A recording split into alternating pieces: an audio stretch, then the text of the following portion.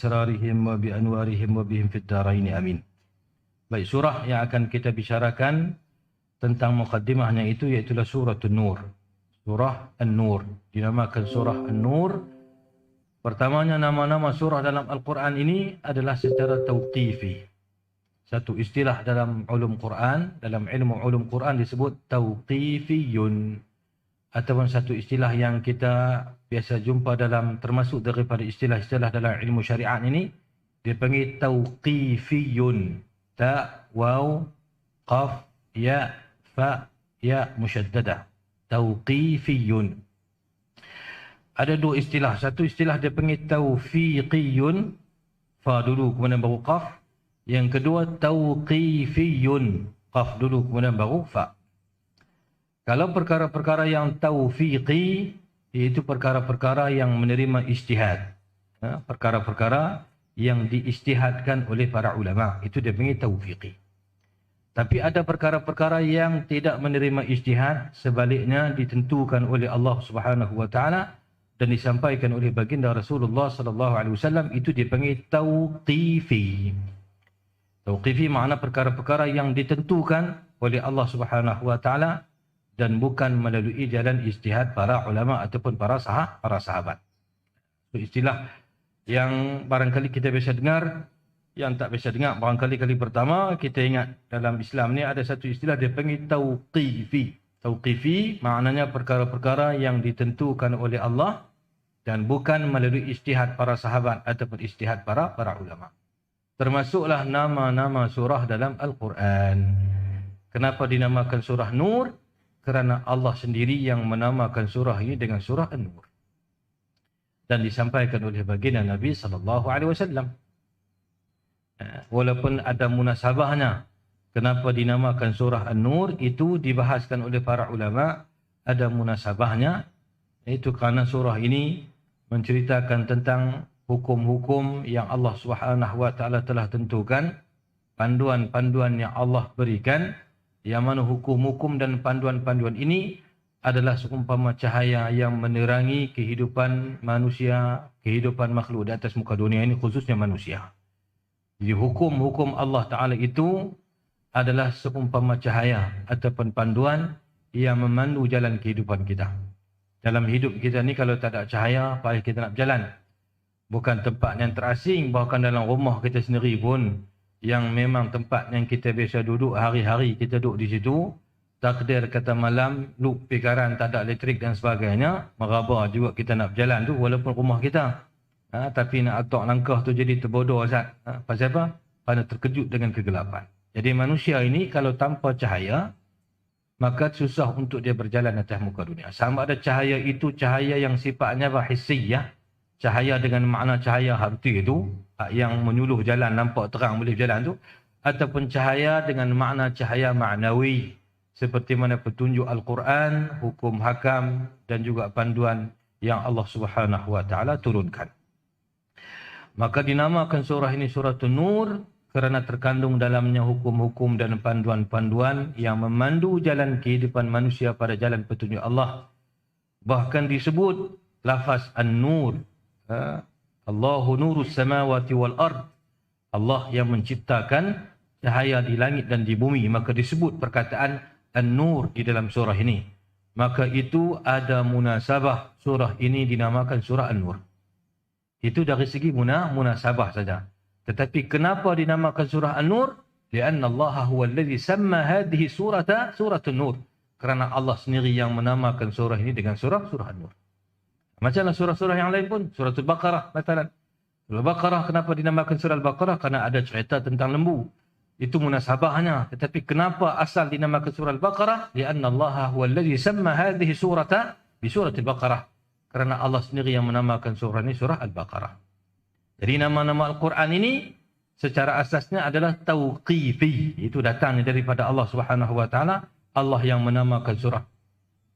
Walaupun ada juga nama surah-surah itu secara apa disebut oleh para ulama dengan nama-nama yang lain secara taufiqi, tetapi asasnya tauqif. Tauqif iaitu apa? Perkara yang ditentukan oleh Allah, bukan melalui jalan ijtihad para sahabat ataupun para ulama. Jadi dinamakan surah ini surah An-Nur. An-Nur maknanya cahaya. Surah ini adalah sebahagian daripada surah Madaniyah. Juga istilah kita kena faham, bila sebut surah Madaniyah, satu lagi surah Makkiyah. Surah ni terbahagi dua, surah Makkiyah ataupun Madaniyah. Kalau yang Makkiyah, yang turun sebelum hijrah. Kalau ayat ataupun surah yang turun selepas hijrah, dipanggil Madaniyah. Madaniyah nisbah kepada Al-Madinah Al-Munawwarah. Makkiyah nisbah kepada Makkah Al-Mukarramah. Ini istilah yang kita kena faham. Jadi sebut Makkiyah, kalau orang tanya apa makna surah Makkiyah? Surah Makkiyah makna surah yang turun sebelum daripada peristiwa hijrah Nabi SAW. Surah Madaniyah, surah yang turun selepas daripada peristiwa hijrah Nabi SAW, walaupun turunnya di Makkah. Ini ada surah yang turun di Makkah, tapi selepas hijrah dipanggil juga surah Madaniyah. Dipanggil juga surah Madaniyah. Kenapa? Kerana turunnya selepas hijrah. Jadi i'tibar Makkiyah dan Madaniyah ini melihat kepada peristiwa hijrah. Yang turun selepas hijrah dinamakan Madaniyah, yang turun sebelum daripada hijrah dinamakan Makkiyah. Itu sebagian istilah lah, sebagian istilah yang barangkali kalau kita mengikuti pengajian secara khusus, kita biasa berjumpa dengan istilah-istilah itu. Tapi kalau kita pengajian secara umum macam ni, kita ambil tahulah. Ini sebahagian daripada istilah agama. Walaupun tak mesti, tak tahu tak berdosa. Kalau orang tanya Makkiyah, Madaniyah apa beza, dia tak tahu nak jawab, tak berdosa. Kerana dia tidak termasuk daripada apa? Usul, akidah dan sebagainya. Tetapi atas rasa tanggungjawab kita, kita kena ambil tahulah hal-hal yang berkaitan dengan agama. Walaupun tidak secara tafsir. Kerana ilmu ni dia tak boleh hanya sekadar dengan apa? Hanya dengan sekadar kuliah duha, ceramah dan sebagainya. Kita tak bolehlah nak apa?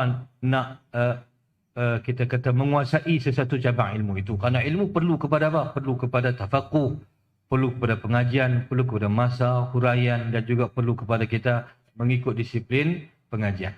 Tetapi paling tidak, kuliah-kuliah seperti ini, kuliah umumi, kuliah duha, kuliah subuh, ceramah dan sebagainya, kuliah maghrib dan sebagainya, kuliah asar, ini sebahagian daripada tempat-tempat untuk kita mendapat pendedahan umum tentang sesuatu paling tidak yang berkaitan dengan fardu ain. Jadi kalau kita nak macam tafsir, tafsir ni saya bukan selayaknya untuk baca tafsir ni, kerana tafsir ini, ilmu tafsir ini ada ilmu yang terakhir yang diajar oleh para ulama. Seseorang ulama yang melibatkan diri dalam ilmu tafsir setelah mana dia menguasai keseluruhan cabang ilmu. Kerana tafsir Al-Quran ni, kita baca tafsir saja, bukan tafsirkan Al-Quran. Para ulama yang apa? Yang melibatkan diri dalam menafsirkan Al-Quran atau meneliti ayat Allah Ta'ala ni perlu kepada beberapa syarat penguasaan ilmu. Kerana Quran dia tak boleh teka-teka ataupun agak-agak tak boleh. Man qala fil Qur'ani bighairi ilmin fa asaba fa huwa akhta falyatabawwa maq'adahu minan nar. Seperti mana diriwayatkan daripada Sayyidina Abdullah bin Abbas radhiyallahu anhuma, sesiapa yang menafsirkan Al-Quran, yang berbicara tentang Al-Quran tanpa ilmu, walaupun secara kebetulannya betul, ada sebut itu, tetap perbuatan itu adalah salah.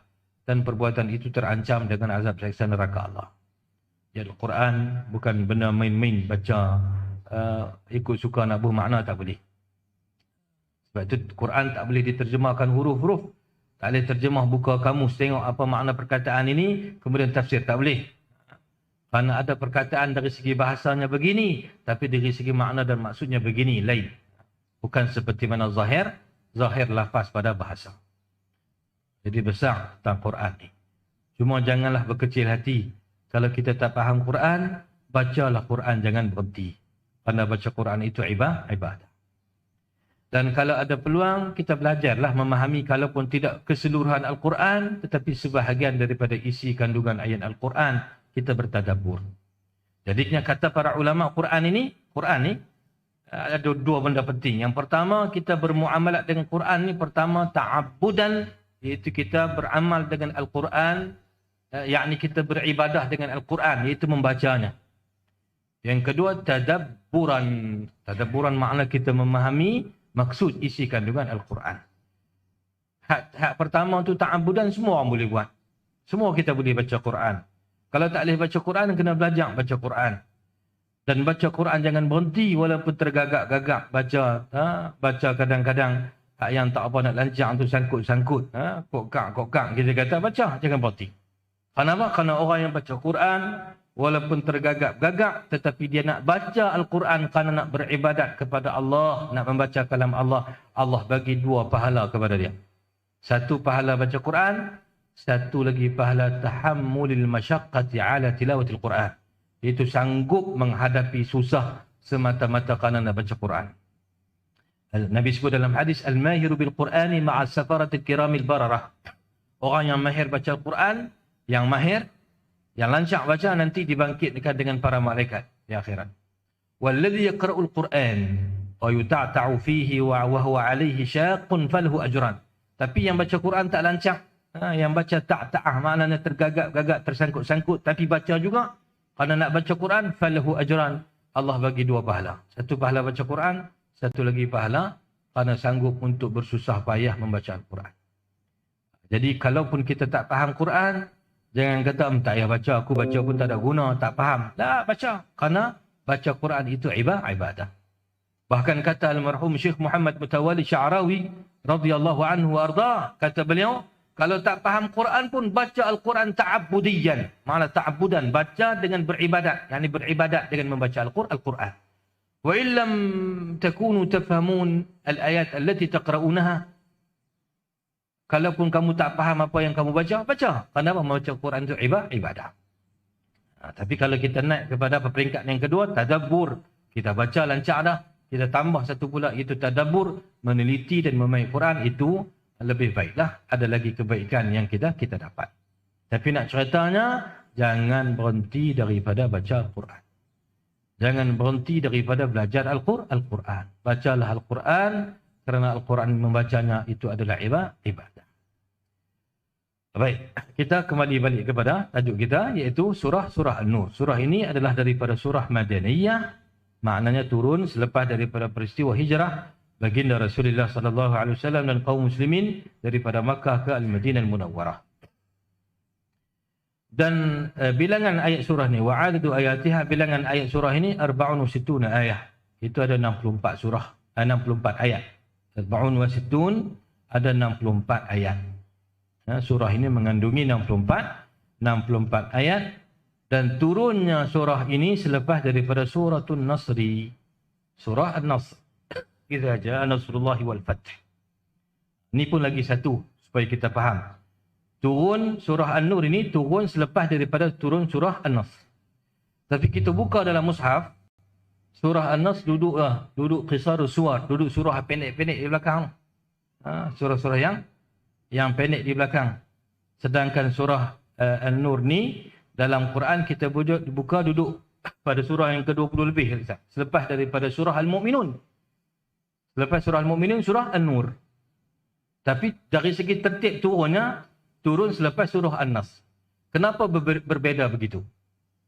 Kenapa patutnya kalau kata turun selepas daripada surah An-Nas, duduklah mushaf pun duduk selepas surah An-Nas. Tapi tak, surah An-Nas lepas ke belakang, dia lepas ke depan. Sama juga ayat yang pertama turun dalam Quran, ayat surah Al-Alaq kan? Iqra' bismi rabbikal ladzi khalaq. Khalaqal insana min 'alaq. Iqra' wa rabbukal akram. Alladzi 'allama bil qalam. 'Allamal insana ma lam ya'lam. Itu ayat daripada surah Al-Alaq. Surah Al-Alaq juga duduk qisarus suwar. Duduk surah apa? Surah yang belakang. Surah-surah pendek yang belakang. Sedangkan apa? Dalam surah yang pertama duduk dalam mushaf dan suratul Fatihah. Kenapa begitu? Ini juga kembali kepada prinsip tadi. Susunan surah dalam mushaf ini juga adalah tauqifi. Itu ditentukan oleh Allah Subhanahu Wa Taala. Allah perintah Nabi beritahu kepada para sahabat, ayat ni letak dalam surah ni. Surah ni letak pada surah ni. Surah ni letak di tempat ni. Surah ni. Allah Ta'ala tentukan. Jadi jangan rasa pelik lah. Jangan rasa surah ni turun selepas daripada surah An-Nas.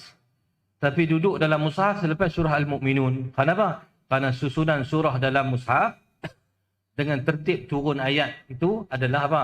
Dua perkara yang berbeza. Baik. Jadi surah ini turun selepas daripada surah An-Nas. Mengandungi 64 ayat. Iaitulah surah surah An-Nur. Baik, kemudian kita tengok sikit. Ini yang saya nak baca ni mukaddimah ni. Saya nak ambil kesimpulan saja mukaddimah berkenaan dengan isi kandungan surah ini. Surah ini, surah An-Nur ini, disebut, saya baca teks dalam bahasa Arab, kemudian kita translate sikit. وَقَدْ اشْتَمَلَتْ هَذِهِ السُّورَةُ الْكَرِيمَةُ عَلَى أَحْكَامِ الْعَفَافِ وَالسَّتْرِ وهما قوام المجتمع الصالح وبدونها تنحط المجتمعات. Maknanya surah ini, surah An-Nur ini mengandungi ataupun terkandung di dalamnya itu hukum-hukum yang berkaitan dengan apa? Al-Afaf. Al-Afaf ni makna Al-Iffah, dia panggil kesucian dan kebersihan ataupun keluhuran jiwa seorang manusia, khususnya orang perempuan. Bersih jiwa ni tak mesti orang perempuan, orang laki-laki pun perlu membersihkan jiwanya. Sebab itu orang laki-laki dia panggil apa? Rajulun afifun. Makna afif, orang laki-laki yang menjaga maruah dirinya, tidak terlibat dengan benda-benda yang keji dan tercela. Orang perempuan dia panggil imra'atun afifatun. Makna orang perempuan yang menjaga maruah dirinya, tidak terlibat dengan perkara-perkara keji, amal perbuatan, amalan-amalan yang keji ataupun amalan-amalan maksiat yang menyanggahi perintah Allah. Jadi iffah itu maksudnya keluhuran, kebersihan jiwa seorang hamba. Tetapi lebih dekat dengan orang perempuan lah. Kalau orang perempuan ni, Allah Ta'ala ciptakan orang perempuan ni, dia punya apa? Dia punya tabiatnya, dia punya fitrahnya itu lebih dekat dengan apa? Lebih dekat dengan malu, lebih dekat dengan segan, lebih dekat dengan keluhuran jiwa ataupun menjaga maruah diri. Walaupun secara umumnya, tak kira laki-laki dan perempuan, semua kita dituntut untuk menjaga maruah dan kehormatan diri. Tapi lebih dekat dengan orang perempuan. Maka surah ini mengandungi hukum yang berkaitan dengan perintah menjaga maruah diri dan juga peribadi, wasat, dan juga ayat yang menceritakan tentang apa? Tentang perintah supaya melindungi diri daripada perkara-perkara tercela. Termasuklah ada hukum yang berkaitan dengan menutup aurat, menundukkan pandangan daripada melihat perkara-perkara yang tak elok. Jadi surah ini lebih dekat dengan isu-isu yang berkaitan dengan apa? Menjaga kehormatan diri. Walaupun dalam surah ini juga ada hukum yang berkaitan dengan hukum had. Hukum salah satu daripada bab hukum jenayah. Tetapi lebih perkara-perkara yang lebih kepada kehormatan diri. Surah An-Nur. Maka sebab itulah dikatakan surah ini sangat dekat dengan orang perempuan. Surah ini sangat dekat dengan orang perempuan. Bahkan disebutkan oleh para ulama, diriwayatkan daripada baginda Rasulullah sallallahu alaihi wa alihi wa sahbihi wa baraka wasallam, sabda Nabi sallallahu alaihi wasallam, "Allimu rijalakum surat al-Maidah wa 'allimu nisa'akum surat an-Nur." Atau kama qala alaihi salatu wasallam, Nabi kata, ajarkanlah orang-orang laki-laki daripada kalangan kamu surat al-Maidah. Kalau surah Al-Maidah ni ada berkaitan dengan hukum keadilan, ada berkaitan dengan cerita peperangan dan sebagainya. Ajarkanlah orang laki-laki surat Al-Maidah, wa'allimu nisa'akum surat An-Nur, dan ajakkanlah orang perempuan kamu itu akan surah An-Nur. Bukan makna surah An-Nur ni hukum orang perempuan saja, tidak. Kerana hukum-hukum ni dalam Islam ni melibatkan semua. Sehingga kita kata hukum menutup aurat, hukum menundukkan pandangan, hukum yang berkaitan tuduhan zina, hukum yang berkaitan dengan perzinaan dan sebagainya. Disebut dalam surah ni, itu melibatkan semua. Kerana hukum-hukum dalam Islam ni, dia melibatkan semua. Sebab itu disebut dalam kaedah apa? Al-aslu fit tashri' thubutul ahkam lil jami'. Asal pada pensyariatan hukum adalah melibatkan semua, tak kira laki-laki dan perempuan.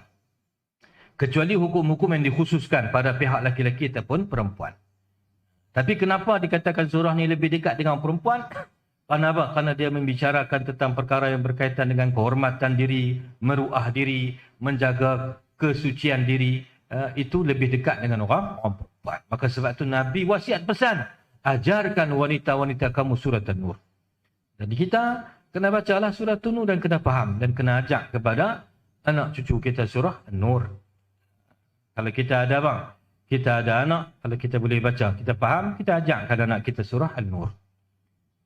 Ataupun kita baca. Nak buat ni susah lah kan. Benda ni kena rancang dan kena apa? Kena bersungguh. Kalau tak sungguh tak jadi. Sembang dalam ni boleh lah. Tapi balik di rumah ni macam-macam dah lah kan. Cuma nak cerita kalau sungguh kita apa? Kalau sungguh kita nak apa yang Nabi ajak, kita kena rancang. Nak jadi duduk ramai-ramai dengan keluarga kita, baca kalau kita tak erti nak hurai. Sekarang sudah ada Quran yang diterjemahkan ataupun ditafsir secara ringkas. Bagi anak kita baca tunjuk surah Nur. Semua pakat dengar dan sebagainya. Tak hurai pun tak apa. Baca, translate apa yang ditulis. Kemudian kita ambil faham. Nak bagi jadi itu susah. Jangankan nak duduk mengaji sekali. Nak duduk makan sekali pun zaman lah ni susah. Masing-masing sibuk dengan urusan masing-masing. Kan bahasa kasar kita kata nak duduk berdarah susah. Tak mahu duduk baca Quran sekali. Bahasa tu tak apa elok sikit lah kan. Tapi nak abang kata nak duduk ajak makan sekali pun susah. Kerana sibuk. Ini kan pula nak duduk rancang duduk sekali untuk sama-sama berusrah. Untuk baca Quran. Baca satu hadis.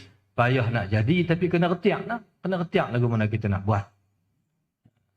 Sebab tanggungjawab ibu ni besar. Wanita ni, isteri dan ibu ni besar. Walaupun bukan ayat ni. Bukanlah mana Islam ni mencela orang perempuan. Bukan. Ayat dalam ni memberikan penekanan tentang orang perempuan. Pasal orang perempuan ni.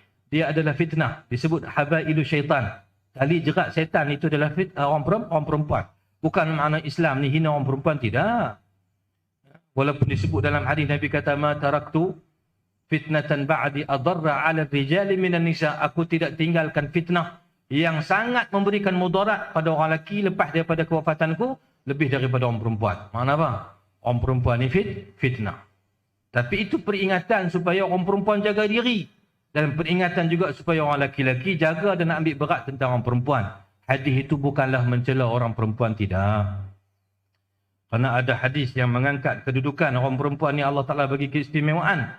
Ada hadis Nabi kata apa? Nabi kata man kana lahu thalathu banat, siapa-siapa yang ada 3 orang anak perempuan. Sebagai riwayat kata 2. Siapa-siapa yang ada 3 orang anak perempuan, yang ada 3 orang anak perempuan, kemudian dia jaga dengan baik. Fasabara alaihinna. Kemudian apa? Dia bersabar untuk jaga dan didik 3 orang anak perempuan dia ni.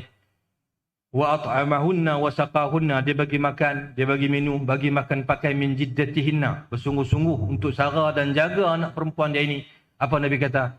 Kunna lahu hijaban minan nari yaumal qiyamah.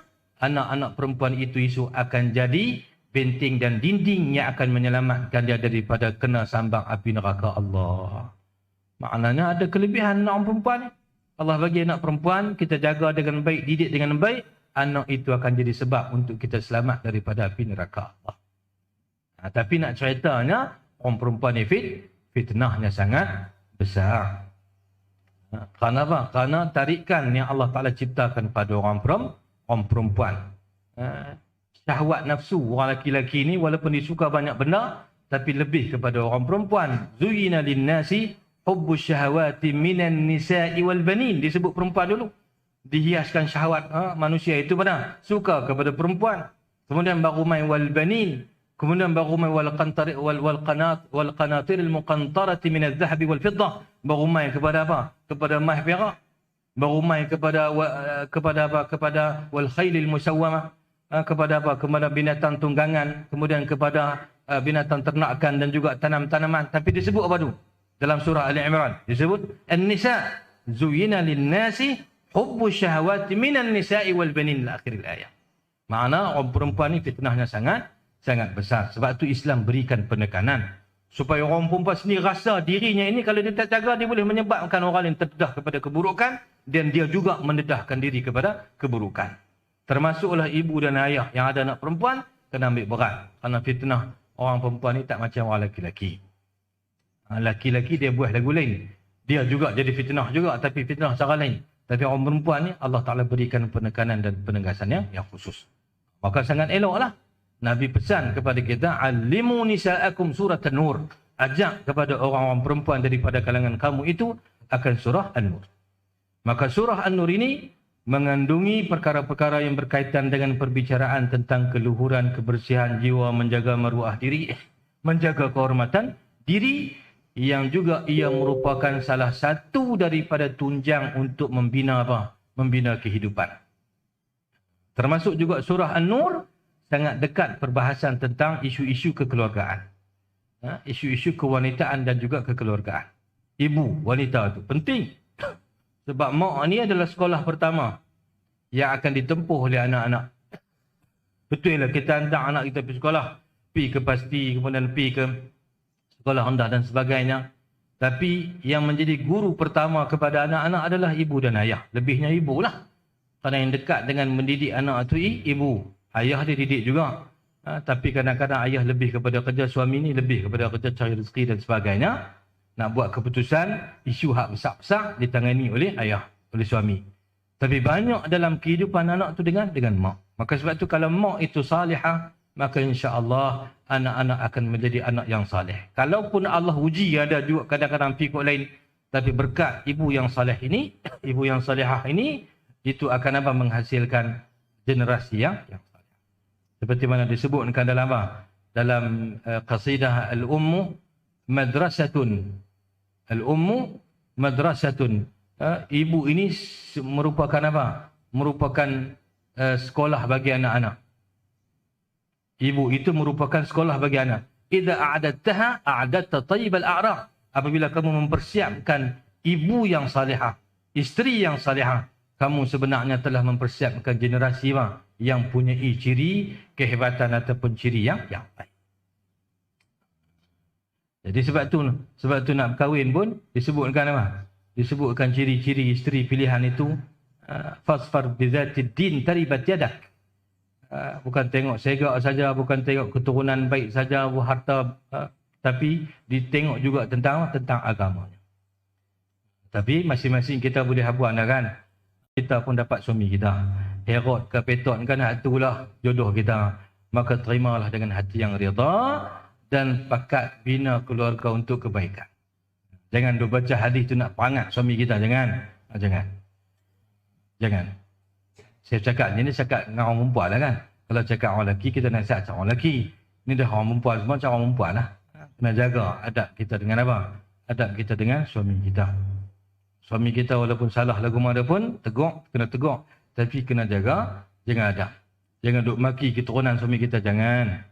Jangan sebut benda yang tak, walaupun dia buat benda keji, hak jahat tu kita kena tegur. Tapi kita tidak boleh Kita tidak boleh istighfar, intiqas. Tidak boleh merendah-rendahkan suami kita. Tak boleh. Baik. Patah balik. Panjang ni cerita ni. Saya nak cerita ni, nak bagi puas ni kena 2-3 siri lah baru kita boleh baca dengan dengan teliti. Tapi tak adalah. Kita nak sebut itu. Kita sebut tadi tentang beberapa mukadimah, tentang nama surah. Kemudian tentang apa isu besar yang didedahkan dalam surah ini. Bahkan termasuk daripada surah yang Nabi pesan supaya ajak kepada orang perempuan. Allimu nisa'akum surah An-Nur. Ajaklah orang perempuan daripada kalangan kamu itu surah An-Nur. Kemudian kita tengok sikit kata Syekh Said Tantawi rahmatullahi alaihi wa ridwanuhu wa nafa'ana Allah bi'ulumi fid darain amin. Maka dia kata wa tabda'u hadhihi suratul karimatu bi badi'in faridin tuqarriru fihi wujub al-inqiyad lima fiha min ahkamin wa adabin fataqulu suratun anzalnaha wa faradnaha wa anzalna fiha ayatin bayyinatin la'allakum tadhakkarun. Dimulakan surah ini dengan satu permulaan yang sangat unik, memperingatkan kita tentang hukum hakam Allah Subhanahu wa taala. Ayat pertama yang dibacakan oleh pengurusi kita tadi, iaitu ayat pertama surah Nur, Suratun anzalnaha. Inilah surah yang kami turunkan akan ia. Wa faradnaha, dan kami fardukan, yakni hukum-hukum yang telah kami tetapkan padanya. Sebagian qiraat baca wa faradnaha, disyaddahkan ra. Tapi qiraat kita baca qiraat kita baca wa farad dengan takhfif. Faradna, ra fathah. Sebahagian qiraat baca wa faradna. Beritahulah kan, walaupun tak tafsir. Besok kalau kita dengar orang baca wa faradnaha, kita tahulah mana dia baca qiraat yang bukan qiraat kita. Kalau orang tu orang yang ngaji qiraat. Tapi kalau anak kita baca, dia silap. Anak kita, dia baca wa faradnaha, dia kata bukan wa faradna, wa faradnaha. Asyik anak kita tahu dia tak punya qiraat, dia baca tu memang tak kena. Tapi kalau orang tu syekh, contohnya orang alim, dia baca dalam wa farradnaha, kita tahulah kata dia baca mengikuti qiraat yang lain. Qiraat Ibnu Katsir ataupun Abu Amrin. Adapun qiraat kita ni qiraat Imam Hafs an Asim ini kita baca wa faradnaha, dibaca dengan fathah. Suratun anzalnaha. Yani inilah surah yang kami turunkan, kata Allah. Wa faradnaha, dan kami fardukan, kami tetapkan, kami putuskan padanya hukum-hukum. Wa anzalna fiha ayatin bayyinat, dan kami turunkan padanya itu ayat-ayat yang memberikan keterangan la'allakum tadhakkarun, supaya sekalian kamu mengambil peringatan. La'allakum tadhakkarun. Kalau kita mengaji dalam bahasa Arab, la'allakum ni tuju kat laki-laki ke perempuan? Tuju kat orang laki-laki kan? La'allakum. Kum ni itu mukhatab lil jam'il mudzakkar. Habis itu ayat ni kata cerita pasal orang perempuan. La. Dalam Quran ni walaupun disebut antum, walaupun disebut kum, sebut tuju ke orang laki-laki, masuk sekali orang perempuan. Kerana orang laki-laki itu pemimpin pada orang perempuan. Orang perempuan itu sebahagian daripada orang laki-laki. An-nisa'u syaqa'iqur rijal. Jadi kalau pun sebut la'allakum, supaya sekalian kamu, dari segi bahasanya, sekalian kamu orang laki-laki. Kalau kita nak tuju ke orang perempuan, kita tak kata la'allakum, kita kata la'allakunna tadhakkarna. Itu baru betul. La'allakunna tadhakkarna. Tapi disebut la'allakum, supaya sekalian kamu. Kalau anak kita mengaji bahasa Arab, dia kata, mak, yang ni tuju ke orang laki-laki. Lakum ni makna antum. Makna orang perempuan tak masuk ke? Kita kata masuk sekali orang perempuan. Min babit taghlib. Kira sekali, kira semua laki-laki dan perempuan. Walaupun disebut laki-laki. Kalau kira lagu tu, ayat cerita tentang firman, ya ayyuhallazina amanu aqimus salata wa atuz zakah. Amanu makna orang yang beriman laki-laki. Aqimu, dirikanlah oleh sekalian kamu wahai orang laki-laki as-salah. Kalau ikut bahasa maknanya selamat, kita tak kena apa sebab ayat ni tuju ke orang laki-laki dah. Masuk sekali orang perempuan. Kerana kaedah kita sebut tadi apa? Al-aslu fit tashri' thubutul ahkami lil jami'. Asal perintah hukum syariat itu kena semua. Tak kira laki-laki dan perempuan, kecuali kalau hukum yang berkaitan dengan orang laki-laki saja ataupun yang berkaitan dengan orang perempuan saja. Tapi hukum yang umum, tashri', syariat hukum itu kena semua. Jadi Allah sebut pada awal ayat ni, kata Syekh Sayyid Muhammad Tantawi rahmatullahi alaihi wa ridwanuhu, Allah mulakan dengan menarik perhatian manusia dengan permulaan yang sangat unik, mengingatkan manusia tentang hukum-hukum dan peraturan yang Allah Subhanahu wa taala telah tetapkan.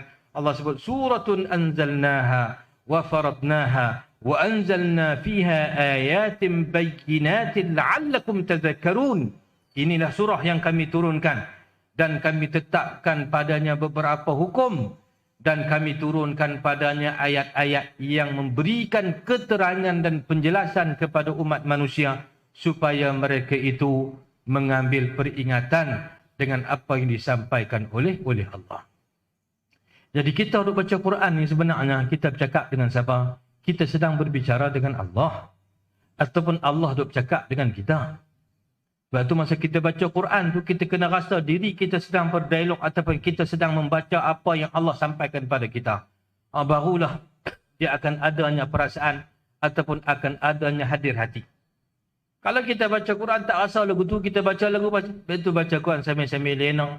Baca Quran kadang-kadang tak ambil tahu baca betul, baca ikut suka.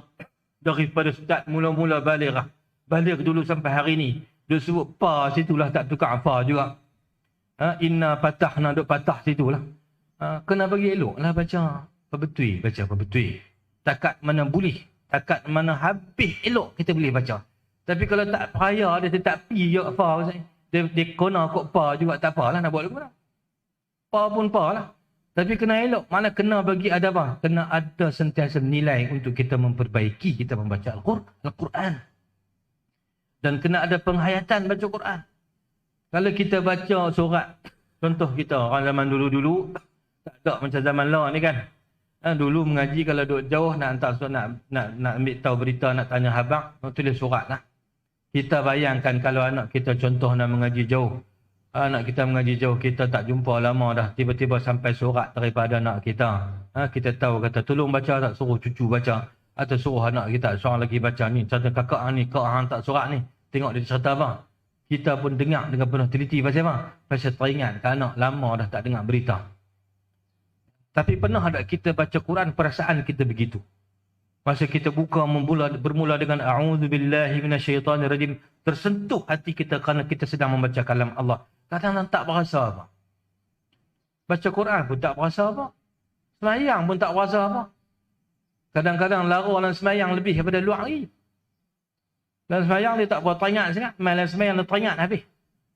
Habis senarai dia baca buku-buku resipi habis masuk dalam kepala masa semayang. Masa tak semayang tak berapa teringat sangat. Sampai begitu laranya hati kita. Ini masing-masing lah. Masing-masing suluh tengok diri. Bukan nak tunjuk siapa tak. Tunjuk kita masing-masing.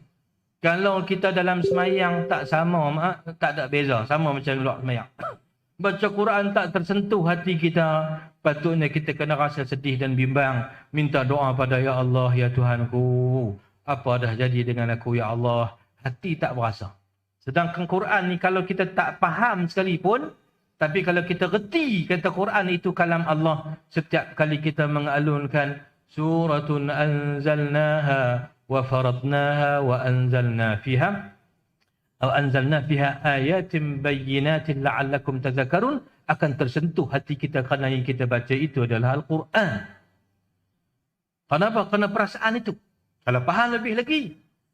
Kalau faham lebih lagi orang faham Quran ni, baca Quran kadang-kadang sampai teriak, ada yang pengsan. Sayyidina Abu Bakar Siddiq radhiyallahu anhu baca Quran dalam sembahyang teriak. Baca ayat sikit teriak. Sayyidina Uthman bin Affan, orang yang terkenal dengan apa? Dengan lembut hati baca Quran, memang tak boleh tahan pelupuk mata ni teriak bila mai ayat sedih, bila cerita tentang azab seksa Allah.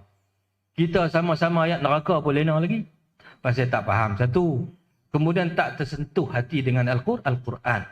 Kena minta pada Allah, Ya Allah kurniakan kepadaku hati yang tersentuh dengan Al-Quran. Hati yang yantabih ila kalamika ya Rabb. Allahumma rzuqni qalban muntabihan aw yantabih ila kalamik. Yush'ir bima qulta fi kitabik. Ya Allah kurniakan kepadaku hati yang tersentuh, ambil perhatian dengan kalammu Ya Allah. Yang merasai ada jiwa dengan Al-Quran. Yang ni orang tak boleh bagi. Tak boleh jual. Kalau boleh jual senang lah. Kalau perasaan dalam hati ni boleh beli di kedai, tolong beli saat khusyuk hati nak baca Quran buang RM3, beda malam ni senang lagu tu. Tapi tak, bukan jenis jual beli. Yang ni kurniaan daripada Allah dan kita kena minta pada Allah Subhanahu wa ta'ala. Biar kita baca Quran, kalau faham alhamdulillah, kalau tak faham pun hati kita sentiasa rasa tersentuh dan merasai sentuhan Al-Quran yang kena hati manusia. Orang yang hatinya disentuh oleh Al-Quran, maka apa? Orang ni akan ingat Allah, akan ingat akhirat, akan tahu kelebihan-kelebihan akhirat. Dia akan apa? Berlumba-lumba untuk mendapatkan kelebihan. Tapi kalau hati tak tersentuh dengan Quran, tak rasa apa. Semayang subuh lewat pun tak rasa apa. Semalam malam ni subuh Syaban orang pakai baca Yasin 3 kali, dia kata 3 kali ni semua bid'ah. Yang tak bid'ahnya duduk depan TV, duduk aktikah depan TV, itu tak bid'ah. Bacalah Yasin semalam. Tapi dah berapa lepas dah kan? Semalam ni 10 Syaban kan semalam. Malam yang penuh dengan keberkatan. Lailatul Ijabah, Lailatul Hayah, Lailatul Qabul. Malam yang dinamakan dengan nama yang macam-macam. Malam Allah kurniakan segala permohonan, segala keampunan. Sehingga Nabi sebut dalam hadis pada malam nisfu Syaban itu, Allah membebaskan hamba-hamba daripada api neraka Allah sebanyak bulu-bulu kambing Bani Kalb. Bani Kalb ni salah satu daripada kabilah Arab yang terkenal dengan apa? Binatang ternakan yang banyak. Sebanyak bulu-bulu yang ada binatang ternakan Bani Kalb, maka lebih daripada itu Allah senaraikan hamba-hamba yang dibebaskan daripada api neraka Allah pada malam nisfu Syaban. Berapa ramai daripada manusia yang malam tadi menghidupkan malam. Paling tidak ikut tradisi para ulama baca Yasin 3 kali kan. Pasal apa 3 kali? Pasal nak bagi lebih daripada biasa. Baca sekali pun tak apa, 2 kali pun tak apa, 3 kali alhamdulillah, 30 kali lebih baik, 300 kali bacalah kalau rajin. Bukan makna kita buat syariat baru buat tuduh kata bid'ah lah. Hadza laisa tasyri'an, bukan tasyri'.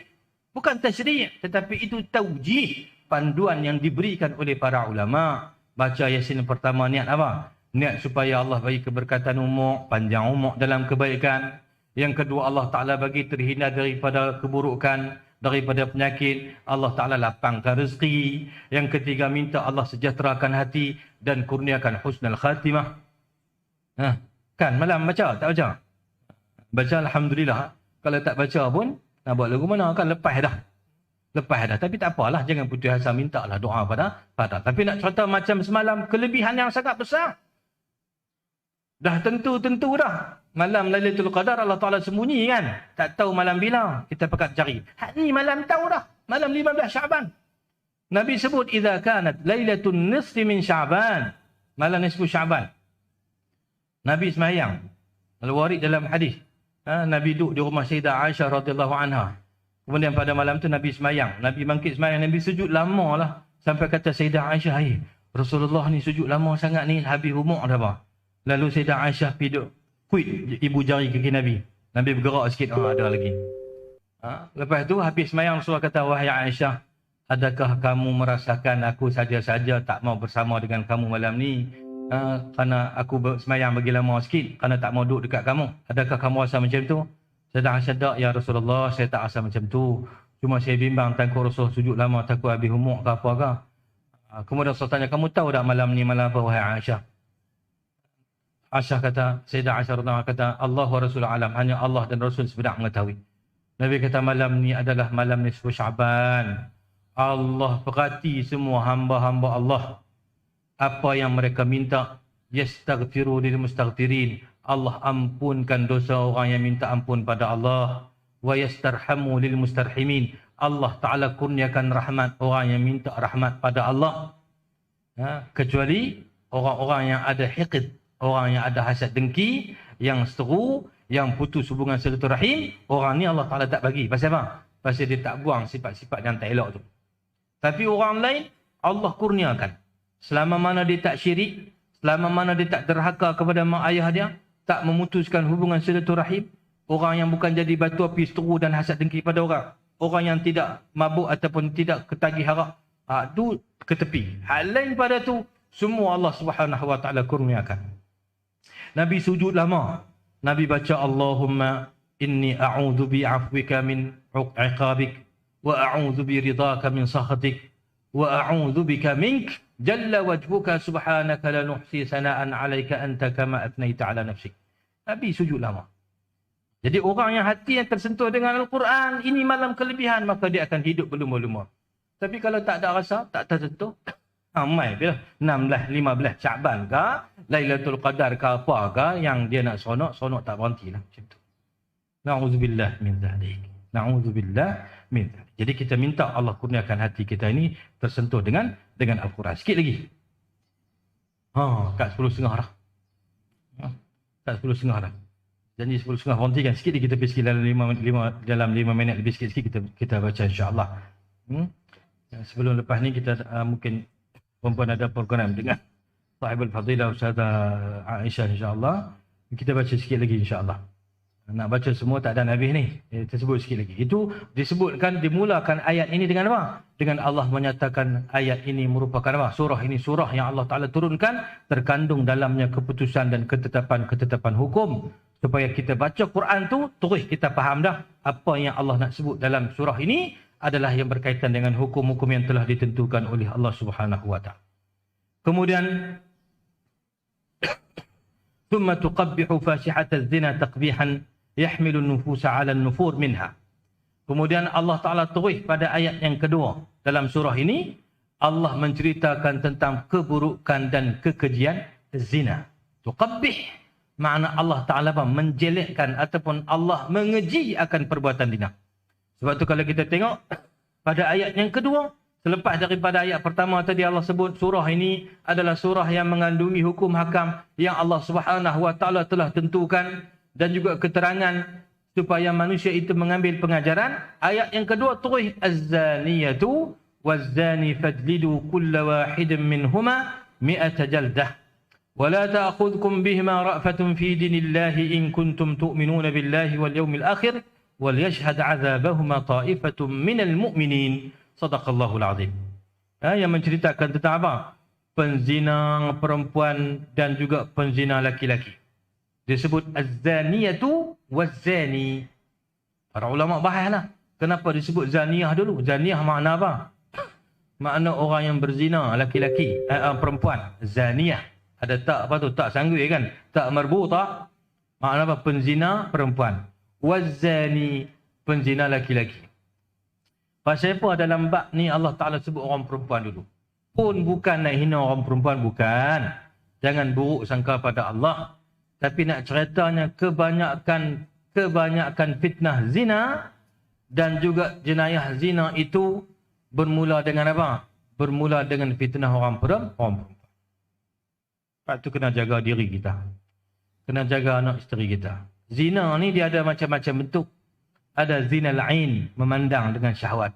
Ada zina al-udhun, mendengar dengan syahwat.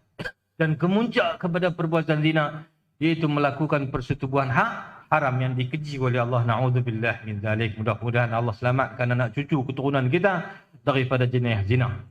Dan kalaupun berlaku, Allahu alam, kalaupun berlaku jangan duk cerita kat orang. Kalaupun berlaku, mohon ampun pada Allah Subhanahu wa taala. Na'udzubillah, kita minta simpang lah. Tapi kalau berlaku Allah Ta'ala nak uji kan, ada yang berzina, maka kita kena tarik dia kembali sekempakan jalan. Suruh dia bertaubat pada Allah dan berikan kepada dia harapan untuk dia jadi baik. Jangan sasa kata dia berzina, kita kerat bin, buang terus daripada keturunan kita dan kita hampir nak pergi mana pun. Jangan. Kerana itu tidak akan menyelesaikan masalah. Zina itu jenayah besar, dosa besar. Na'udzubillah. Tapi kalau dah berlaku, kita kena fikir macam mana cara nak selesai. Yang paling pertama sekali, kembali kepada Allah, bertaubat dengan taubat yang nasuha. Kita jangan tunjuk lebih pada Allah. Kita kerat bin, kita tak mengaku anak, kemudian kita halau keluar pada rumah kita. Anak pergi mana pun, aku tak ada anak macam hang ni. Jangan macam tu. Kalau kita tak tahu anak hak yang dia buat silap tu salah lah. Bukan makna kita puji, tak salah. Tapi kita tak tahu, barangkali dengan sebab itu hikmahnya lepas pada tu dia menyelesai, dia bertaubat pada Allah. Bila orang tu berdosa besar mana dosa, dia bertaubat pada Allah. Orang yang bertaubat pada Allah ni adalah sebaik-baik hamba Allah. Doa dia makbul, kita tak tahu. Barangkali anak kita halau keluar daripada rumah kita, anak itulah yang siang malam lepas pada tu lepas dia bertaubat, dia menyesal. Siang malam dia doa pada kita, esok dalam kubur dia buat kebajikan pada kita. Kita duduk susah-susah, tiba-tiba Allah Ta'ala ramai kebajikan. Bila kamu tahu tak kebajikan ni siapa yang sampaikan kepada kamu? Anak kita halau dulu masa kita hidup. Jangan. Salah lah. Dosa, tetap dosa. Tapi bertaubat pada Allah, jernihkan kembali ke pangkal jalan. Jangan ikut apa? Nafsu syaitan kita. Tapi nak ceritanya, orang perempuan itu disebut apa? Habailu syaitan. Orang perempuan itu merupakan jerat dan tali jerat syaitan. Yang menyebabkan apa? Menyebabkan terjebaknya perbuatan zina. Walaupun kita kata kalau tepuk sebelah tangan tak bunyi, betul. Itu betul lah. Tapi kalau tak tunjuk, orang tak tengok. Sebab itu orang perempuan ni kena malu lebih sikit. Perempuan ni kena cakap bagi straight sikit. Ada hak patut cakap, kena malu lebih. Sombong tu kan ada sikit. Bukan sombong ni makna kita tak beradab cakap dengan orang, cakap terjai-terjai, bukan. Cakap bagi perlu saja. Jangan duduk apa? Jangan duduk merenyeh lebih sikit. Jangan merenyeh lebih. Rumah kita, suami kita tak ada di rumah. Assalamualaikum, waalaikumsalam. Walaupun kita kenal, ya, sembang elok lah. Kita kata, abang tak ada ni, dia pergi kedai. Habis cakap tu. Janganlah, tak apalah, tunggulah. Sakit dia balik. Jangan duduk buat ramah lebih sangat. Dia buka pintu masuk, tunggu dia. Kadang-kadang dia pisatnya, dia pergi beli barang, selalunya 15 minit, dia balik. Tak apa, masuk dulu. Jangan. Jangan duduk semua tak ketahuan. Betul orang perempuan ni, kena ada malu lebih. Malu itu baik untuk semua. Orang lelaki-lelaki pun kena ada malu. Tapi malu itu lebih baik bagi orang perempuan. Kena ajak anak-anak kita supaya ada rasa malu. Ada rasa segan. Jangan semerkap sangat cakap. Kadang-kadang suara dengar sampai kepala jalan. Jangan. Buat kerja dapur kadang-kadang sampai orang duduk pagang depan rumah tu dengar dah dia bersepingan. Tahu kata duduk bersepingan tu. Bunyi pun tak tahu tu. Jangan ajak bagi tertib. Kerana tertib, malu, itu adalah apa? Ciri-ciri yang menjadi fitrah orang perempuan. Maka dalam ayat ni, ayat kedua ni, wazaniyatu az-zaniyatu waz-zani. Allah sebut penzina perempuan dan juga laki-laki. Fajlidu kulla wahidin minhuma mi'ata jaldah. Hendaklah engkau kamu sebat kedua-duanya itu, setiap seorang daripada keduanya itu dengan 100 kali sebatan. Ini hukum berkaitan dengan hadduz zina. Hukum hudud ataupun had yang berkaitan dengan zina. Dalam fiqh Islam, dalam fiqh jinayah, zina ni ada dua bentuk. Satu dipanggil zina muhsan. Zina muhsan, satu lagi ghair muhsan. Muhsan makna zina yang dilakukan oleh orang yang sudah berkahwin atau pernah berkahwin. Maka hukumnya adalah rejam sampai mati. Wal'iyadzubillah. Kalau tak kahwin lagi, maka sebat belakang 100 kali.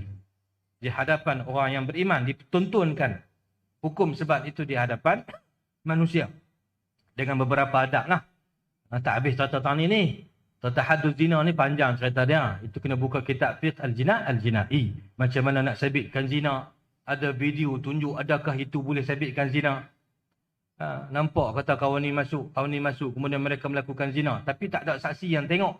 Cuma ada rakaman kamera saja. Adakah rakaman kamera tu boleh menggantikan 4 orang saksi dalam hukum fiqh yang berkaitan dengan jenayah?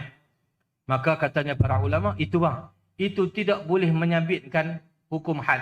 Ya, mereka salah, mereka dihukum dengan ta'zir, tapi nak sabit dengan had yang sebab satu rotan ataupun kejam itu tak boleh.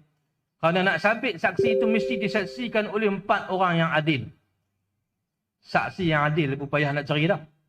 Tengok tu pula bukan mesti telefon aku berancang tak. Secara apa? Secara sontak, tak sengaja. 4 orang menyaksikan perbuatan yang sama dan tengok betul-betul perzinaaan itu macam mana berlakunya zina tu. Mana ada orang duk berzina di sisi yang baik? Tak ada, kan? Orang berzina kadang pergi dalam hutan, kadang dalam bilik hotel. Na'udzubillah. Bukan saya bagi contoh tu untuk itu contoh yang kotor dan keji. Na'udzubillah. Tapi nak ceritanya tak ada orang berzina, ada orang semua orang boleh parti. Maknanya apa? Susah nak sabit tentang pertuduhan yang sampai kepada sabitan hukum had. Dan hukum had ni kalau ada apa? Kalau ada syubhah, maka apa? Digugurkan. Digugurkan itu. Yudra'ul haddu bisyubhat. Tudra'ul hudud bisyubhat. Kalau ada syubhat, maka digugurkan. Jadi susah nak sabit ni. Bukan senang. Sebab itu kalau ada orang hukum-hukum jenayah ni, Islam ni, mencuri dan sebagainya. Bukan mudah nak kerak tangan orang. Bukan mudah nak sebat kejam itu. Ada syarat-syarat dia. Itu dibahaskan panjang dalam hukum fiqh. Cuma di sini diberikan panduan asas hukum. Iaitu orang yang berzina, perempuan dan laki-laki, sabit kesalahan dengan saksi 4 orang yang adil itu dengan syarat-syarat yang lain. Maka fadlidu kulla wahidin minhuma mi'ata jaldah. Maka hukumnya adalah apa? Sebat 100 rotan di belakang. Dan cara sebatan itu juga ada apa?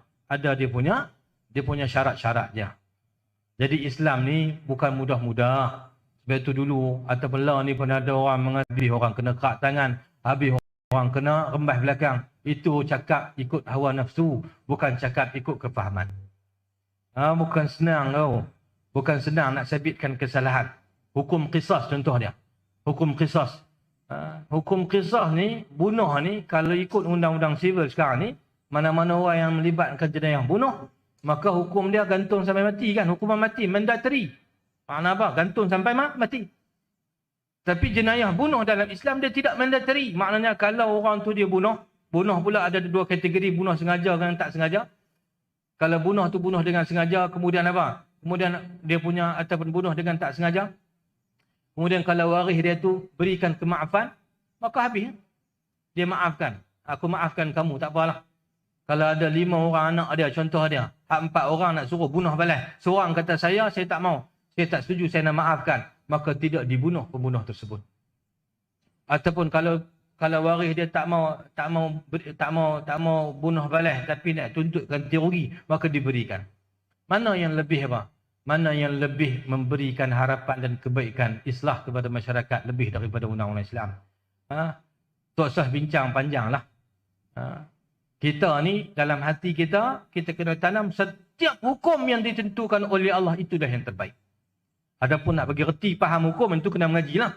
Tapi asas pertama kita, mana-mana hukum, tak kira hukum apa pun, kalau sabit dengan Al-Quran dan sunnah Nabi SAW, hukum syariat, itulah hukum yang terbaik. Bagi kita orang beriman, tak ada yang lebih baik, melainkan apa yang telah ditentukan oleh Allah. Tapi orang yang dalam hati dia ada syubhat, dalam hatinya ada keraguan, diganggu oleh syaitan, maka dia akan rasa, undang-undang Islam ni, nampak lagu tak ada belas kasihan. Undang-undang Islam ni, kalau kita ikut undang-undang Islam, habis tak maju kita. Ini perkataan-perkataan orang yang tercemar imannya itu dengan keraguan. Tapi orang beriman, sama'an wa ta'atan, dengar dan juga patuh kepada segala apa yang telah ditentukan oleh Allah Subhanahu wa taala. Jadi ayat yang kedua terus tentang isu yang berkaitan dengan hukum had zina. Dan kenapa dimulakan dengan azaniyah, dimulakan dengan orang perempuan? Nak bagi isyarat bahawasanya orang perempuan ini fitnahnya sangat besar. Nabi pesan, fattaqud dunya wattaqun nisa fa inna awwala fitnati bani Israil an-nisa, atau kama qala sallallahu. Hendaklah kamu berhati-hati dengan fitnah dunia dan berhati juga dengan fitnah orang perempuan. Kerana fitnah pertama yang menghancurkan Bani Israel adalah berkaitan dengan orang perempuan. Itu pun lagi sekali saya beritahu hadis kita baca, bukan untuk rendahkan martabat orang perempuan, tidak. Tapi untuk menarik perhatian supaya orang perempuan jaga diri bagi elok-elok. Dan orang laki-laki yang namanya suami, yang namanya ayah, kalau ada anak perempuan, dia kena berikan perhatian lebih kepada anak perempuan supaya jaga tidak terkena atau tercemar dengan fitnah-fitnah yang menyebabkan melanggar perintah Allah Subhanahu wa taala. Kemudian lanjut sikit lagi yang terakhir. Saya tak akan sebut semua lah. Lanjut sedikit yang terakhir selepas itu juga dalam surah ini juga membicarakan tentang apa? Walladzina yarmunal muhsanat thumma lam ya'tu bi arba'ati syuhada fajliduhum 80 jaldah. Ada hukum yang berkaitan apa? Rajmul muhsanat, iaitu tuduh orang perempuan suci itu berzina. Kalau kita tuduh orang berzina tanpa mengemukakan 4 saksi. Saksi nah, syuhada. Bukan kamera. Bukan rakaman telefon. Bukan rakaman kamera litar. Bukan. 4 syuhada. Mesti 4 orang saksi laki-laki. Kerana dalam bab jenayah, tak diterima apa? Saksi perempuan. Laki-laki. Habis itu orang kata, kalau dia tu kena rogol dan sebagainya orang perempuan, contohnya, adakah orang tu terlepas? Bukan terlepas. Sebab itu saya kata hukum fik jenayah ni, dia bukan boleh main tanggap agak-agak kalau-kalau, dia kena mengaji. Dia ada beza. Tak boleh disabitkan hukum had, tak boleh dihukum had, bukan makna dia terlepas daripada hukum. Tapi kalau ada qarinah-qarinah lain yang menunjukkan kata dia ada unsur-unsur keterlibatannya, maka hakim boleh menggunakan kuasa ta'zir untuk jatuhkan hukum. Bukan makna seseorang tu boleh terlepas daripada apa? Hukum mudah-mudah, tak. Tapi nak sabitkan hukum had, hukum hudud itu susah. Tapi kita tak mengaji undang-undang, kadang-kadang cakap lebih pada hakim lagi. Macam lah kan. Lah hari-hari kalau kita buka WhatsApp, kadang-kadang mufti di Kedah saja pun dah ada 500 orang. Semua orang nak keluar fatwa. Ni tak boleh, yang ni tak kena, ni vaksin ni haram, yang ni ambil, yang ni ikut Yahudi. Habis. Itu bahaya. Sebab itu benda fatwa, benda hukum mesti kembali kepada ahlinya. Al-qadha, tentang kehakiman, kita bicara tentang apa? Tentang hukum. Kena bicara dalam walau fik jinai ini susahlah. Kita pun kadang-kadang tak diketengahkan dalam masyarakat. Tapi nak kata ada hukum yang berkaitan dengan apa? 4 rubuk fiqah itu. Ibadat. Yang berkaitan dengan apa? Yang berkaitan dengan ibadat, munakahat, muamalat dan juga jinayat. Itu ada hukum-hukumnya. Maka dalam surah ini juga antara isu yang ditengahkan adalah tuduhan zina. Siapa-siapa yang tuduh orang berzina tanpa mengemukakan saksi. Dia tuduh orang perempuan itu berzina. Seperti mana dalam surah ini juga ada cerita tentang apa? Ada cerita tentang tuduhan ataupun cerita palsu yang disebarkan oleh orang-orang munafik menuduh Sayyidatina Aisyah radhiyallahu anha melakukan perbuatan keji dan tak elok. Nanti kita tak ada cerita lah lain kali pula insya-Allah. Tapi ada ayat cerita tentang apa? Tentang walladzina yarmunal muhsanat, mereka yang menuduh perempuan-perempuan suci itu berzina tanpa mengemukakan 4 saksi. Apa hukuman yang bakal mereka tempuh? Maka disebat mereka itu dengan apa? Samanina jaldah, dengan 80 rotan. Ini dia panggil apa ni? Hukum hudud ataupun hukum had yang berkaitan dengan tuduhan zina. Orang duk tuduh orang tak tahuan ni tanpa mengemukakan saksi, dia tuduh orang berzina, maka dia tak boleh bawa main saksi, maka dia yang akan dihukum dengan apa? Dengan 80 kali sebatan. Jadi banyak lagi dalam surah An-Nur ni. Kalau kita ada waktu-waktu yang lain, insya-Allah kita akan cuba untuk kembali berbicara tentang surah An-Nur ini, tetapi dengan lebih terperinci. Banyak kali pun tak apa, tapi kita buat sekali pertemuan dengan 3 ayat, 4 ayat supaya kita boleh faham satu berpindah satu ayat ke satu ayat dan juga melihat hukum-hukum itu. Itu adalah lebih baik. Adapun hari ini kita cerita secara umum saja tentang beberapa isi kandungan surah An-Nur. Yang pentingnya secara umumnya surah An-Nur adalah surah yang membicarakan tentang isu-isu berkaitan dengan kehormatan, kekeluargaan dan hukum-hukum yang melibatkan maruah dan sebagainya. Itu sangat baiklah untuk kita hayati bersama. Bahkan kita sebut pada awal muqaddimah tadi, baginda Rasulullah sallallahu alaihi wasallam memberikan pesan, "Allimu nisa'akum surat An-Nur." Ajarlah orang-orang perempuan daripada kalangan kamu akan surah An-Nur. Jadi saya nak berhenti dekat tu. Kalau ada soal jawab, Amri batuk pun dia mahu sungguh. Lagi nak habis lagi dia kata angkuh. Jadi kita beri buka sikit, kalau ada soal jawab yang saya boleh jawab, yang saya boleh respon, saya respon. Yang saya tak tahu, saya tak ada jawapan, itu kita tangguhkan dulu insya-Allah untuk kita jawab pada masa-masa yang akan datang. Jadi kalau ada apa-apa yang nak dikemukakan, silakan. Bismillah. Sallallahu alaihi wasallam Muhammad wa ala alihi wa sahbihi wa baraka wasallam.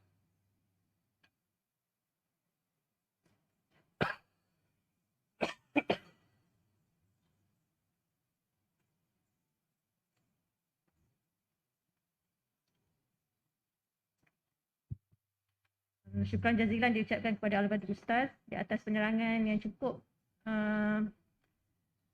menarik. Ya, banyak intipati yang boleh kita kutip daripada surah An-Nur. Baik, jadi beberapa masa yang ada ni kita buka sesi soal jawab. Jadi sekiranya ada persoalan boleh kemukakan terus ataupun boleh tulis juga. Insya-Allah.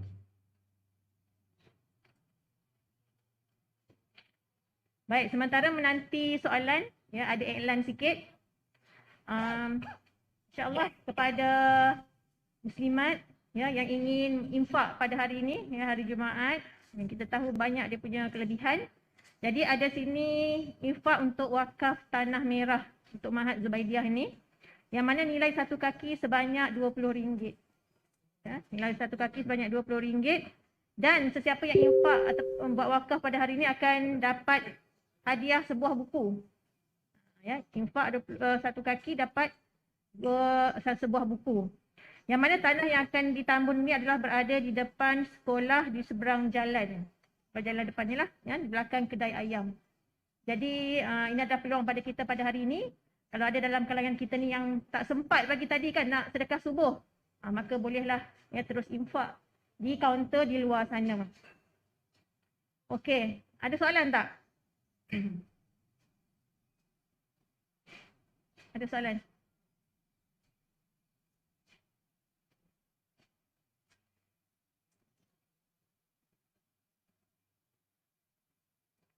Saya ada soalan, Ustaz. Cuma nak tanya, biar saya yang tanya. Kalau kita tengok pada hari ini, Ustaz, di media sosial, ya, yang mana anak-anak remaja kita begitu terjebak dengan apa yang ada di medsos, di TikTok, di semua saluran. Dan kebanyakan yang tertarik juga adalah golongan wanita lah, anak-anak remaja perempuan kan. Jadi kita sebagai ibu bapa, apa yang boleh kita buat ya untuk nak kata halang mungkin sukar. Kalau kita tak bagi terus pun susah sebab mereka berada di zaman mereka. Jadi apakah pedoman ataupun sedikit nasihat yang boleh kita lakukan ya supaya anak-anak kita ni tidak terjebak ataupun pergi lebih jauh lagi dalam dunia medsos pada hari ini.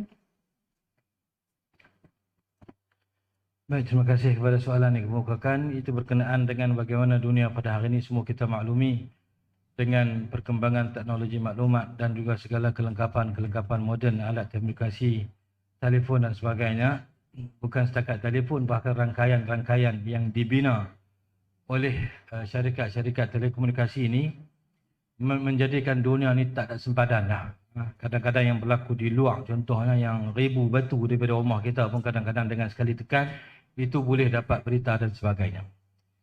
Baik, ini dunia yang kita hidup pada zaman ini. Kita tidak boleh nafikan bahawasanya dunia ini semakin dekat dengan kiamat, fitnahnya itu semakin berat. Badiru bil a'mali qita'an kalail mudlim. Sebab Nabi sebut, hendaklah kamu bersegera dengan beramal sebelum sampai satu masa itu fitnahnya sangat dahsyat. Digambarkan fitanan kaqita'al lail mudlim. Badiru bil a'mali fitanan kaqita'al lail mudlim. Hendaklah kamu semua berlumba-lumba bersegera beramal sebelum datang zaman yang penuh dengan fitnah, dan kedahsyatan fitnah itu seperti mana satu potong malam yang gelap. Itu benda yang perlu untuk semua kita faham. Bukan dekat telefon, dalam rumah kita televisyen, semua itu benda yang boleh mendedahkan kita kepada fitnah. Cuma kita katakan begini, ada alat-alat itu yang kita boleh gunakan pada dua jalan. Maksudnya pada jalan kebaikan dan juga pada jalan keburukan. Samalah juga dengan telefon ini. Kalau kita gunakan pada jalan kebaikan untuk hubungan silaturahim, untuk kita mendapatkan maklumat yang baik, berapa banyak ceramah-ceramah yang disampaikan oleh para masyayikh yang besar-besar, yang hebat-hebat, boleh kita akses melalui telefon. Jadi ada kebaikan juga. Cuma tabiat fitnah itu begitu fitnahnya. Yang keburukan itu kadang-kadang lebih mengiurkan manusia ataupun kita sendiri, anak-anak kita contohnya, untuk mereka terlibat dengan benda-benda yang semua itu. Jadi kalau ditanyakan kepada kita apa yang perlu kita lakukan, saya bagi mudah contohnya beginilah beberapa panduan. Yang pertama sekali, kita dengan Allah mesti tak boleh berhenti berdoa lah. Walaupun ada orang kata, Ustaz, itu tak ada cerita lah. Tak kena cerita. Kerana ramai kita pada zaman hari ini, kita kadang-kadang kita terlupa pergantungan kita dengan Allah. Bukanlah makna kita bergantung dengan Allah, kita tak perlu buat apa, tidak. Menegur, mendidik anak-anak itu sebahagian daripada tanggungjawab. Tetapi bermunajat, bermohon kepada Allah, itu adalah perkara yang sangat penting. Kerana semua kita tak akan terlepas, bebas daripada keburukan, melainkan dengan rahmat Allah. Bahkan Allah sebut dalam Al-Quran, walaula an thabatnaka qad kitta tarkanu ilaihim syai'an qalila. Allah sebut dalam surah Al-Isra, wahai Muhammad, kalau tidak kerana kami yang teguhkan jiwa wahai Muhammad, sehampir-hampir engkau akan apa? Akan cenderung kepada mereka itu. Kenapa? Kerana nak orang Quraisy, orang musyrik Quraisy masuk Islam, sehampir-hampir engkau akan ikut apa yang mereka tuntut kepada kamu, kerana nak mereka masuk Islam. Bukanlah makna ayat itu Allah Ta'ala mencela Nabi, tidak. Tapi nak abang kata kita ini boleh selamat daripada keburukan adalah dengan apa? Dengan rahmat Allah Subhanahu Wa Ta'ala.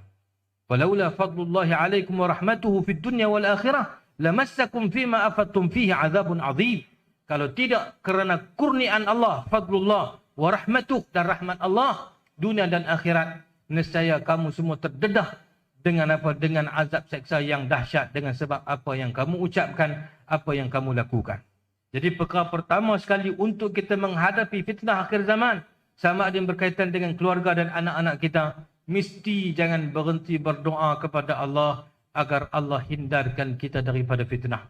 Allahumma ba'id ma bainana wa bainal fitan ma zahara minha wa ma batan kama ba'adta bainal masyariqi wal magharib. Ya Allah, jauhkanlah kami, anak cucu dan keturunan kami daripada fitnah, seperti mana engkau jauhkan jarak timur dan barat, hindarkan kami daripada segala fitnah. Minta. Tak boleh minta dalam bahasa Arab, minta dalam bahasa Melayu. Ya Allah, selamatkanlah aku dan keluarga aku, anak-anakku daripada fitnah. Itu yang pertama. Yang kedua, tidak mestilah dengan didikan yang baik. Didikan agama, kena tegur. Jangan berhenti dan jangan jemu untuk tegur. Anak kita memanglah sekali kita habaq, ada passion anak-anak, sekali kita habaq, sekali kita buat. Kita tak cakap, dia tak buat. Kadang-kadang sekali larang, sekali tinggal. Kita kali tak kata apa, dia buat pula. Itu memang tabiat kita, tabiat budak. Ataupun tabiat anak remaja. Kita pun rasanya masa dulu-dulu pun lagu tu juga. Kita pun, masa kita remaja atau kita dulu begitu, mungkin zaman tak sama kan, tapi kelaku budak-budak macam tu. Maka jangan jemu untuk kita berikan apa pendidikan, berikan teguran, berikan pendedahan agama. Kerana satu-satunya bekalan yang akan menjadi seseorang itu takut pada Allah adalah agama, ketakwaan. Sebab itu dinamakan taqwa, itu taqwa. Apa makna taqwa? Salah satu daripada makna taqwa pada lafaz taqwa itu apa dia? Ittiqa. Ittiqa ni makna kita menghindarkan diri kita daripada segala kecelaan dan juga keburukan. Jadi ringkasnya, macam mana kita nak hadapi tentang anak perkembangan kadang-kadang terlibat dalam dunia pada hari ini macam-macam lah kita tengok pun takut. Yang pertama, jangan lupa pergantungan harap kita pada Allah. Kerana kita tak mampu dengan sendiri untuk kita uruskan kehidupan kita. Yang kedua, mesti kita didik anak kita dengan penghayatan agama. Berikan teguran. Ingatkan tentang adanya dosa pahala. Adanya kehidupan akhirat. Dan kita semua tak terlepas daripada hitungan amal kita nanti di hadapan Allah Subhanahu Wa Taala. Pendidikan agama itu sangat penting. Kalau kita tak mampu, kita kena sediakan ataupun kita kena berikan ruang kepada anak kita untuk mendapat didikan itu. Tapi kita sendiri itu yang pertama lah. Yang pertama. Cuma kalau kita tak mampu, kita kena hantar mengaji, kita hantar untuk dididik. Seperti mana tradisi orang dulu-dulu. Orang dulu-dulu hantar anak supaya dididik oleh orang yang saleh. Ditarbiah oleh orang yang saleh. Kita hari ni tak dan lah nak didik ni. Anak Kediri pun kadang-kadang kita tak dan. So kita kena kembalilah. Jadi ringkasnya yang pertama, mesti kita jangan berhenti mohon perlindungan daripada Allah. Yang kedua, mesti kita berikan didikan dan kesedaran agama. Wujudkan kesedaran agama dalam keluarga kita dan juga anak-anak kita, insya-Allah mudah-mudahan kita terselamat daripada semua itu. Kalau kita nak halang terus, macam kita kata tadi dah, alat ni ada unsur kebaikan dan ada kejahatan. Yang penting ialah kita luputkan ataupun kita jauhkan daripada kejahatan dan kita manfaatkan pada perkara-perkara yang boleh mendatangkan manfaat, insya-Allah. Rasanya sekadar itu.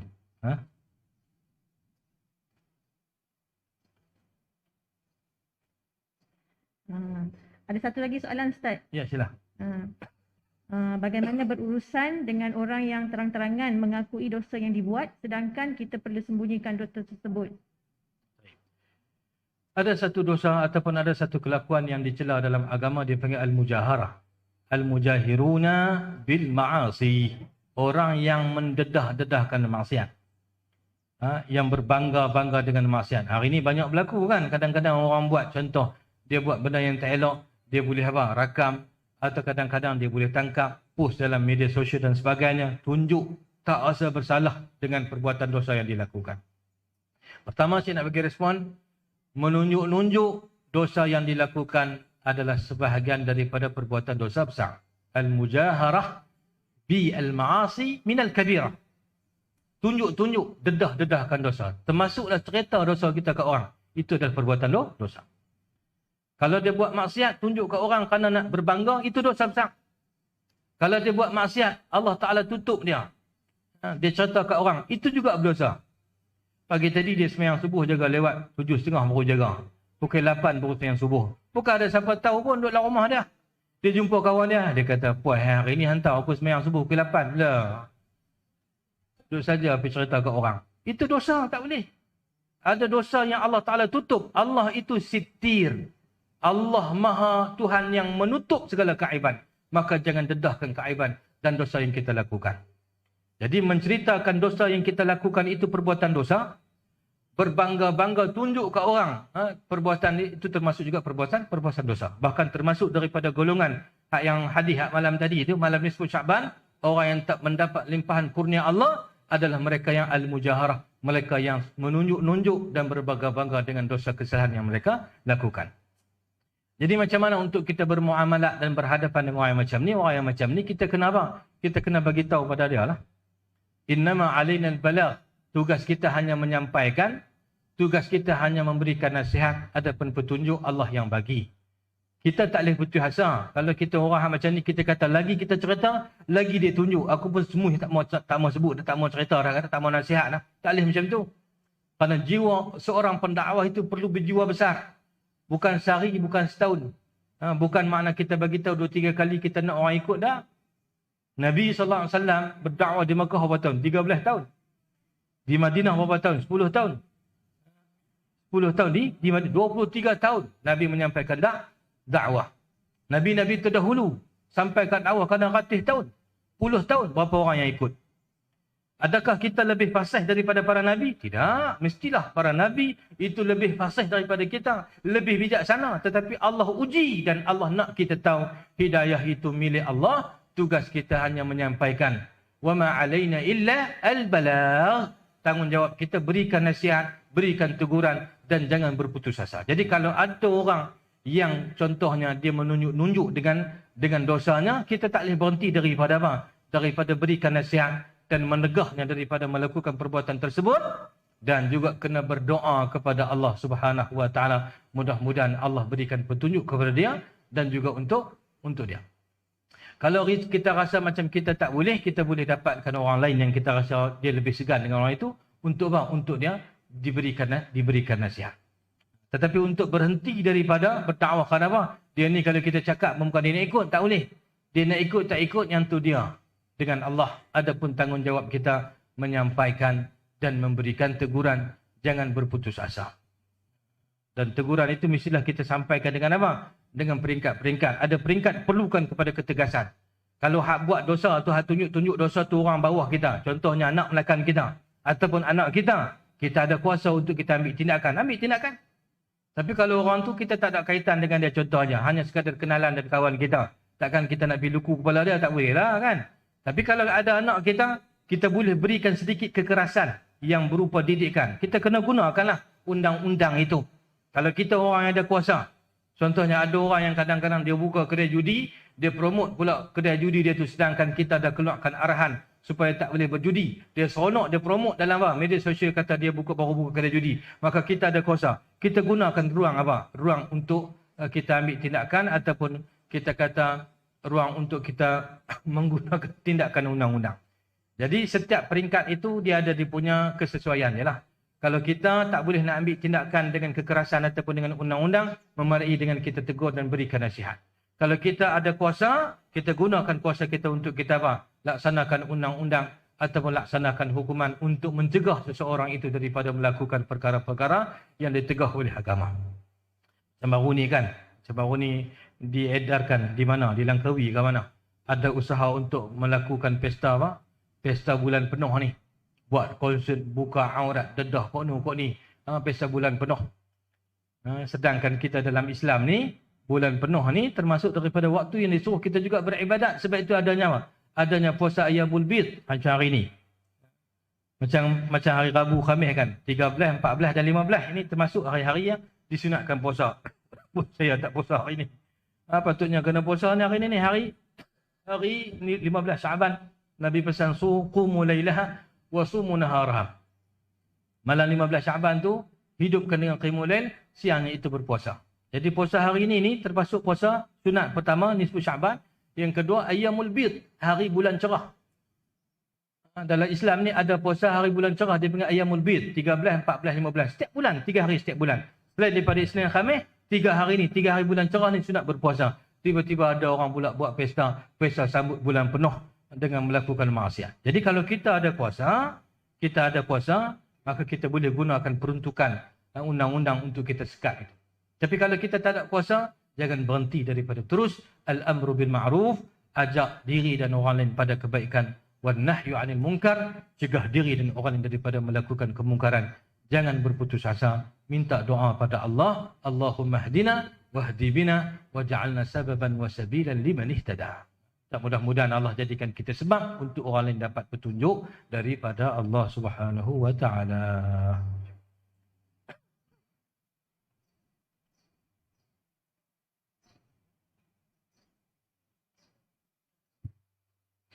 Jazakallah khairan katsira diucapkan kepada Al-Fadhil Ustaz ya, di atas jawapan yang telah disampaikan sebentar tadi. Alhamdulillah ya, begitu banyak pencerahan dan penjelasan yang telah kita dapat ya daripada ceramah yang telah Ustaz sampaikan. Dan sebagaimana yang Ustaz jelaskan, ini baru mukadimah surah An-Nur, belum lagi masuk secara mendalam kepada intipati setiap ayat daripada surah tersebut. Jadi insya-Allah mungkin lepas ni kita boleh jemput Ustaz lagi yang untuk kita detailkan ya penjelasan hukum di setiap ayat tersebut insya-Allah ya, biiznillah. Jadi majlis merakamkan ucapan terima kasih kepada Al-Fadhil Ustaz, dan seterusnya ya, pihak penganjur ada menyediakan sedikit cenderahati kepada Al-Fadhil Ustaz. Untuk itu dijemput kepada pengarah program bicara Al-Quran pada hari ini, Puan Arfah binti Abdul Rahim, untuk menyampaikan sedikit cenderahati kepada Al-Fadhil Ustaz. Dijemput dan dipersilakan.